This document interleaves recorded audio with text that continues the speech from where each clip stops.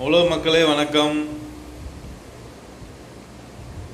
உலக அரசே வணக்கம். சார், ஒரு தாலுகாவில் மதுரை மாவட்டத்தில் உசிலம்பட்டி 5 வருஷமாக பஸ் ஸ்டாண்டு வேலை நடக்குது. சரிங்களா? 5 வருஷமாக மக்கள் ரோட்டில் நின்று பஸ் ஏறி போகிறாங்க வராங்க.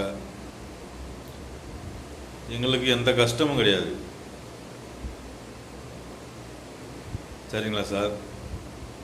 5 வருஷமாக எங்களால் சாப்பிடாமல் இருக்க முடியுமா? சொல்லுங்கள் சார். இன்னும் 20 வருஷத்துக்கு எங்களுக்கு பஸ் ஸ்டாண்ட் இல்லைன்றாலும் எங்களால் வாழ முடியும். ரோட்லேயே நின்று ஏறிக்கிடுவோம், இறங்கிக்கிடுவோம். இது எங்களுக்கு பெரிய கஷ்டமே இல்லை சார். 5 வருஷத்துக்கு நாங்கள் சோறு இல்லாமல் வாழ முடியுமா?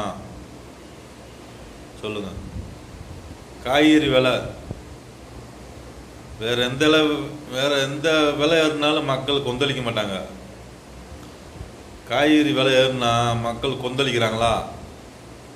அப்போ அதிலே தெரியுதா சார் மக்கள் எதில் வாழ்கிறாங்கன்ட்டு?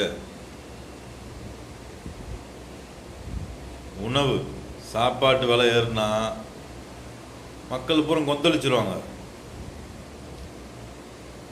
நல்ல வீடியோ பாருங்கள். எல்லா மக்களுக்கும் தேவையானது உணவு, விவசாயம். எங்களால் 20 வருஷத்துக்கு பஸ் ஸ்டாண்டு இல்லாமல் வாழ முடியும் சார்.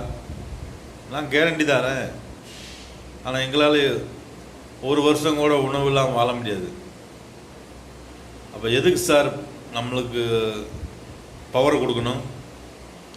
பஸ் ஸ்டாண்டுக்கு பவர் கொடுக்கணுமா? நம்ம விவசாயத்துக்கு பவர் கொடுக்கணுமா? இப்போ ரயில் ஏறுறாங்க, ரயில்வே பிளாட்டு பார்த்து டிக்கெட்டு எடுத்து ஏறுறாங்களா? சொல்லுங்கள். ஆஃபீஸ் ஏன வேண்டாலும் போடலாமே. டிக்கெட் எடுத்துக்கிட்டு போய் ஏறலாம்ல.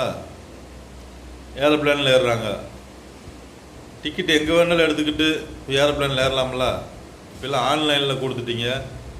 அப்புறம் எதுக்கு இவ்வளோ பெரிய ஏர்போர்ட்டு? எதுக்கு இவ்வளோ பெரிய ரயில்வே ஸ்டேஷன்? ஆஃபீஸ் தனியாக போடுங்க, ரயில்வே பிளாட்ஃபார்ம் தனியாக போடுங்க. விவசாயத்தை அழிக்காதீங்க சார். ஏரோப்ளேன் இல்லாமல், ரயில் இல்லாமல், பஸ் இல்லாமல் கூட எங்களால் வாழ முடியும்.